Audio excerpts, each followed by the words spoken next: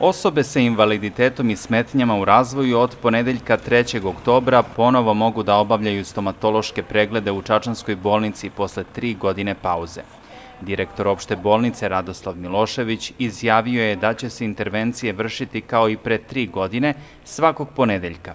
Deca sa invaliditetom i smetnjama u razvoju koja imaju stomatološke probleme na popravku zuba do sada su morala da idu u Beograd, jer Republički fond za zdravstveno osiguranje nije dozvoljavao da se takve usluge obavljaju u bolnici.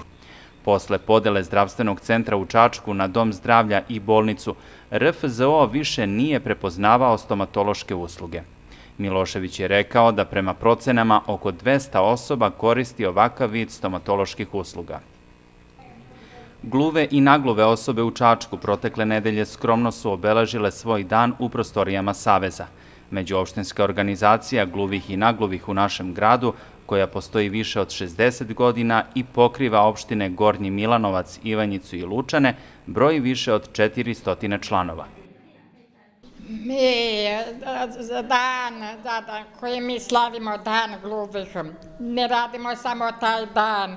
Mi o gluvima pričamo svaki dan, ne samo taj dan proslavljamo. Uvek se borimo za gluva lica, svaki dan, u godini, dve, uvek. Nije problem da mi proslavimo jedan dan, pa kad to završimo, zaboravimo. Ne, mi smo uvek borimo za naša prava u godini svaki dan, a ne samo tog dana.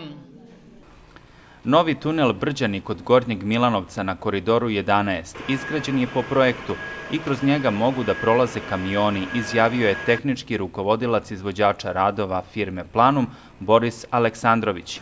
Ovakva reakcija je usledila posle pisanja pojedinih medija da tunel nije izgrađen po propisima i da kroz njega ne mogu da se mimoiđu 2 kamiona.